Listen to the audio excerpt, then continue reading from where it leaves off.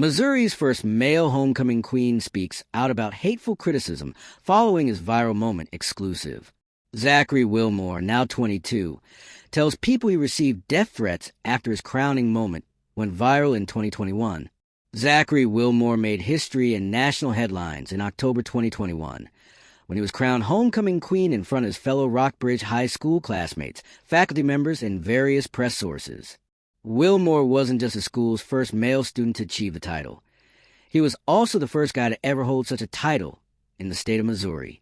In images and photos of his crowning, Wilmore can be seen wearing a sparkling gold gown on a football field, beaming as he got the crown and sash. The crowd went wild with cheers, as seen in a recording of his joyous moment, which went viral on platforms like X, previously Twitter, and YouTube. It was literally like a dream, Wilmore told Como 8 news outlet after his win. It was just really special to me. At the time, the adolescent had already established himself online, producing TikTok movies that showed off his sense of self and style. 4 years later, however, Wilmore is a recognized social media celebrity with over 2.3 million TikTok followers. The San Diego State University senior, now 22, generates content ranging from makeup-filled Get Ready With Me vlogs to focus films addressing major societal topics like homophobia, hate crimes, and politics. Wilmore has come out about his status as HIV positive, and he's detailed his experience rushing fraternity as an openly gay college student. Recently, his historic homecoming queen triumph gained renewed media interest, despite the news being 4 years ago. While online attention isn't something new for Wilmore, he acknowledges that the viral bump had caught him by surprise. I feel like some of these articles that have come out recently are meant to enrage people, he tells people. I saw the highlighted words. It's like, homecoming queen in the state of Missouri, who is a male. I'm thinking, oh my God, this is so plainly attempting to rage bait people. The more inflammatory views he's seen are reminiscent of certain reactions he noticed back in 2021.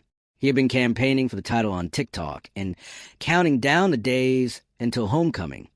So when he finally broadcast the crowning itself, Wilmore tells people it reached eager viewers immediately. He remembers the video garnering approximately 5 million views within only a few hours, but that night his account became blocked. I think a lot of people were coming to report it just because they were really upset, adds Wilmore. I am definitely so much tougher of a person because of that experience, because I did get death threats sent to my house. He said several detractors sought to argue that by obtaining the queen title, Wilmore was taking a spot from a girl. That was not truly the case. He clarifies, the school was only ever going to crown one winner, no matter their gender. He could have elected to be labeled homecoming king, if he preferred. It was based off of popularity at the time and how many votes one specific person could garner regardless of the title, Wilmore says. He says he recognizes how the concept may have misled people first, but Wilmore does feel there's some amount of intentional ignorance, especially in the case of newly revived headlines that appear as rage bait. At this point, I think that some people intentionally misunderstand, continues the influencer. Even with all the abuse he's fielded over the years, Wilmore still feels proud of his place in Missouri history as the state's first male homecoming queen. Plus, if nothing else, that win was a crucial testament to his peers' deep esteem for him as a friend. I definitely thought that it was going to be one of the other guys at my school because he was just so popular, he says to people. It was absolutely beautiful. I was delighted about it. Zachary Wilmore's crowning as Missouri's first male homecoming queen is far more than a singular high school achievement. It is a landmark moment that speaks volumes about the evolving landscape of American society.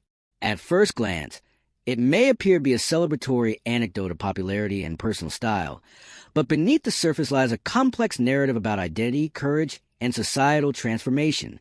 His win challenges the deeply ingrained assumptions of what it means to occupy traditionally gender roles, forcing a broader cultural reckoning with the limitations of binary thinking. It exemplifies how ordinary institutions, like a high school homecoming, can become sites of social progress when individuals dare to defy convention. The intensity of both celebration and backlash surrounding Wilmore's victory highlights the duality of modern visibility. Social media, which amplified his moment of triumph to millions, also became a platform for extreme harassment, including death threats and targeted reporting. This tension underscores the precarious nature of public recognition for individuals who break societal norms. While visibility can empower, it can simultaneously expose one to significant personal risk. Wilmore's resilience in the face of these threats not only demonstrates personal fortitude, but also offers a roadmap for others navigating the intersection of identity and public scrutiny in a digital world. Moreover, his continued advocacy on topics like LGBTQ+ representation, HIV awareness, and anti-hate initiatives transforms a moment of personal achievement into a sustained platform for social impact. Wilmore's story illustrates the power of individual narratives to catalyze broader cultural conversations. He is living proof that visibility matters.